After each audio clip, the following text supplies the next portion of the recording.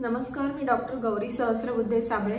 A to Z ayurvedic life या माझ्या चॅनलमध्ये तुमच्या सगळ्यांचं स्वागत आहे. आजचा आपला विषय आहे सायाटिका हा व्याधी. आता सायाटिका याची तुलना आयुर्वेदातल्या गृध्रसी नावाच्या व्याधीशी केली जाऊ शकते. 80 प्रकारचे वाताचे आजार आयुर्वेदामध्ये वर्णन केलेले आहेत. त्यापैकी एक गृध्रसी हा आजार सांगितलेला आहे. तर सर्वांना समजण्याच्या दृष्टीने आपण सायाटिका असा याचा उल्लेख करूया. सायाटिका हा व्याधी म्हणजे काय असतं हे आधी समजून घेऊया.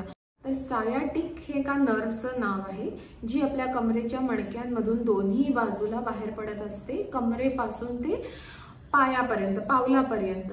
तर त्याचा मार्ग काय असतो? कमरेच्या पाठीचा खालचा भाग, नितंबाचा भाग, मांडी, गुडघा, आपल्या पोटऱ्या आणि पावलं याचा मागचा भाग. तर त्याच पद्धतीनं सायाटिका या आजारामध्ये ती शीर, तिथून बाहेर पडणारी जी नर्व आहे तिच्या कंप्रेशनमुळे किंवा त्याच्यावर दाब पडल्यामुळे कमरेच्या मणक्यापासून ते पावलापर्यंत अनुक्रमे ही वेदना वीज चमकल्याप्रमाणे गेल्याप्रमाणे आपल्याला जाणवते. तर ह्या व्याधीमध्ये अतिशय तीव्र वेदना असतात. पाय जेव्हा ताणला जातो किंवा लांब केला जातो, ज्याला आपण एक्सटेन्शन म्हणतो, पाय सरळ ठेवून चालताना, जिने चढताना या विशेषतः वेदना जाणवतात. तुम्ही जर झोपून पाय वर करण्याचा प्रयत्न केला तर एक साधारण 45 डिग्रीपेक्षा वर जेव्हा पाय जातो तेव्हा पाठीमधून आपल्याला पावलापर्यंत रग लागते. हे ओळखण्याची पद्धत आपण समजू शकतो. तर आता सायाटिका हा व्याधी एकाच बाजूला असू शकतो किंवा दोन्ही बाजूंना असू शकतो. तर ह्यातल्या वेदना कशा स्वरूपाच्या असतात? तर कमरेपासून कंबर, मांड्या, गुडघा, पोटऱ्या आणि पाऊल ह्यांच्याकडे जाणारी तीव्र वेदना, टोचल्याप्रमाणे वेदना किंवा सुप्तता म्हणजे त्या ठिकाणी जे स्पर्शज्ञान आहे ते नीट न जाणवणं, चालताना दुखणं, ह्या पद्धतीच्या वेदना ह्या आजारामध्ये जाणवतात. ह्या वेदना असह्य असतात. त्यामुळं तो पाय आखडल्याप्रमाणे या व्यक्तींचा दिसून येतो. त्यामुळे चालताना जे गिधाड चालतं त्या पद्धतीनं ह्या व्यक्ती चालताना दिसतात. त्यामुळे या आजाराला गृध्रसी असं नाव आहे. तर गृध्र म्हणजे गिधाड. तर गृध्राप्रमाणे ह्याच्यामध्ये चाल दिसून येते पेशंटची, त्यामुळे याला गृध्रसी असं नाव आहे. तर ह्या आजाराचे 2 प्रकार आहेत. तर वातज गृध्रसी आणि वातकफज गृध्रसी. तर आता हा आजार होतो कशामुळं हे आपण जाणून घेऊया. गृध्रसीच्या कारणांमध्ये कमरेच्या मणक्यांमधल्या गादीची झीज होणे आणि त्यामुळं त्यातून बाहेर पडणाऱ्या नर्ववरती दाब निर्माण होणे आणि त्यातून वेदनांची निर्मिती होणे, अशा पद्धतीचं एक महत्त्वाचं लक्षण दिसतं. तर आता हा गॅप कमी होण्यासाठी काय काय कारणं असू शकतात? आता हा येणारा दाब कुठल्या कुठल्या गोष्टींचा असू शकतो? पुढच्या बाजूनं जे प्रेशर मणक्यावरती अप्लाय होतं त्यामुळं कमरेच्या मणक्यांचा आकार बदलण्याची शक्यता असते किंवा बदलतो. तर हे प्रेशर कशाचं असू शकतं? वजनाचं असू शकतं, ज्यांचं पोट खूप जास्त वाढलेलं आहे, मेद संचिती झालेली आहे, फॅट्स खूप ॲक्युम्युलेट झाले आहेत पोटामध्ये. तर त्यावेळेला फॅटचं, त्या लोंबणाऱ्या पोटाचं प्रेशर आपल्या मणक्यावरती येत असतं. तर त्यामुळे त्याचा आकार बदलतो, कमरेच्या मणक्यांमधला गॅप कमी होतो, गादी दाबली जाते. त्यामुळे त्यातून बाहेर पडणाऱ्या नर्व्स पर्यायानं दाबल्या जातात. वाढलेल्या पोटाबरोबरच गॅसचं प्रेशर, म्हणजे पोटात खूप जास्त गॅस साठतो काही जणांच्या चुकीच्या खाण्यापिण्याच्या पद्धतींमुळं. आणि तिसरं एक कारण जे तात्कालिक असतं ते म्हणजे प्रेग्नन्सी. महिलांमधले प्रेग्नन्सी हे एक महत्त्वाचं कारण आहे सायाटिका या व्याधीचं.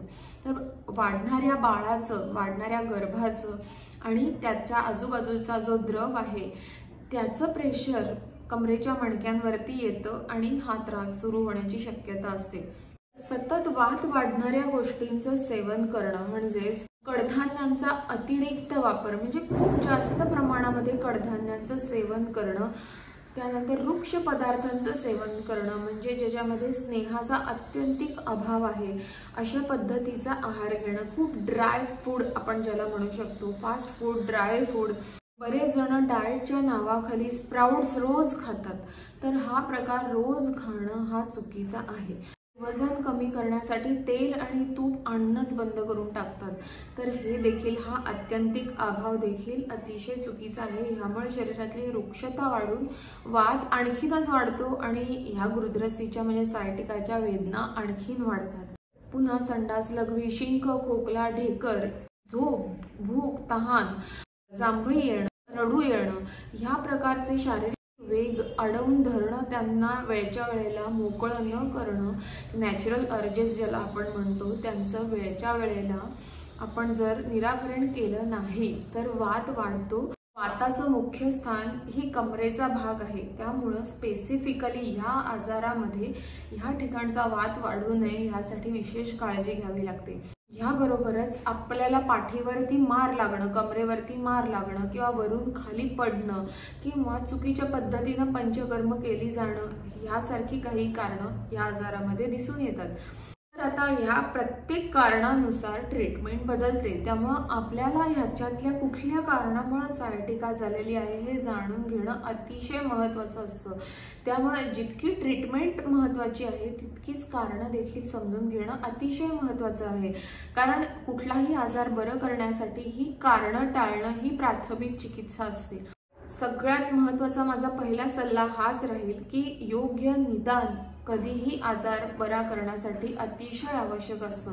त्यामुळं वैद्यकीय सल्ला हा अतिशय आवश्यक असतो.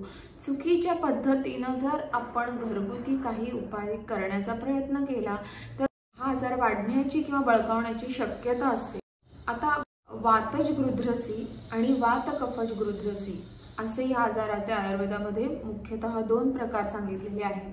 तर आता वातज गृध्रसीमध्ये मुख्य लक्षणं काय आढळतात तर कमरेपासून ते पावलापर्यंत अनुक्रमे कंबर, पाठ, नितंबाचा भाग, मांडी, गुडघा, पोटऱ्या, टाच आणि पावलाचा भाग या ठिकाणी अनुक्रमे किंवा रेडिएटिंग या पद्धतीनं वेदना जाणवणं, तीव्र वेदना जाणवणं, टोचल्याप्रमाणे वेदना होणं, त्या ठिकाणी स्पर्शाचं ज्ञान कमी होणं, चालताना अतिशय वेदना होणं, त्या कुशीवर झोपलं असताना असह्य वेदना होणं, ही लक्षणं यामध्ये दिसू शकतात. तेच वात कफज जी गृध्रसी आहे त्यामध्ये कुठली लक्षणं आढळू शकतात, तैमित्य म्हणजेच वेदना असतातच पण त्याबरोबर आपल्याला कशाला तरी घट्ट ओल्या फडक्यानं बांधून ठेवलंय अशा प्रकारची वेदना, जडपणा, तोंडाला पाणी सुटणं, भूक नीट न लागणं, झोपून राहावंसं वाटणं, उठूच नये अशी एक फिलिंग सतत जाणवत असते अशा पेशंट्सना. आता ज्या वेळेला आपलं योग्य निदान होतं त्यानंतर चिकित्सेला सुरुवात होते. तर आहारामध्ये म्हणजे सुरुवातीला मी जी कारणं सांगितली ज्यामुळे वात वाढण्याची शक्यता असते ती कारणं अवॉइड करणं अतिशय महत्त्वाचं आहे.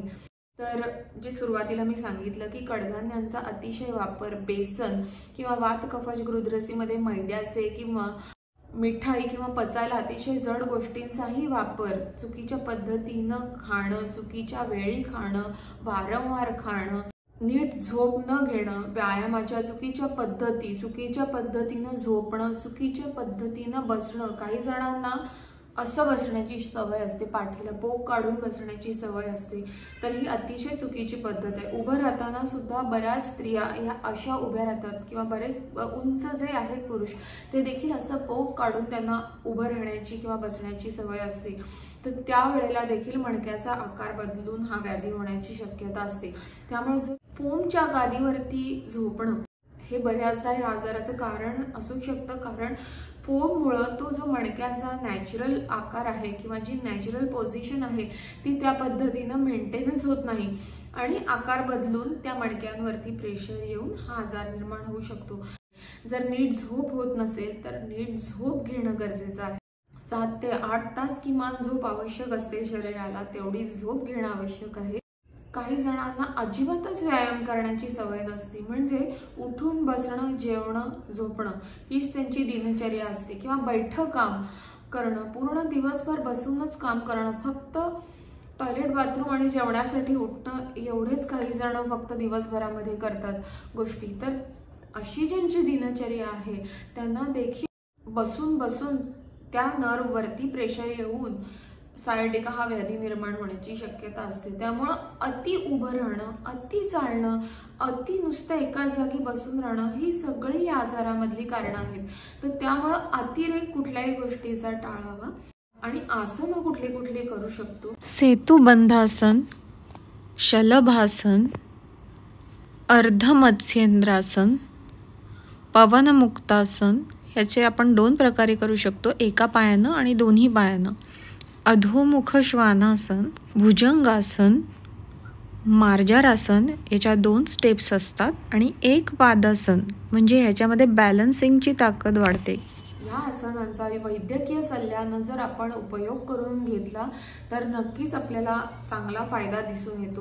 आता ट्रीटमेंट कुठल्या कुठल्या उपलब्ध आहेत हे आपण समजून घेऊया. आयुर्वेदामध्ये स्नेहन, स्वेदन, मृदू विरेचन, रक्तमोक्षण, अग्निकर्म, पंचकर्म अशा पद्धतीनं याची चिकित्सा सांगितलेली आहे.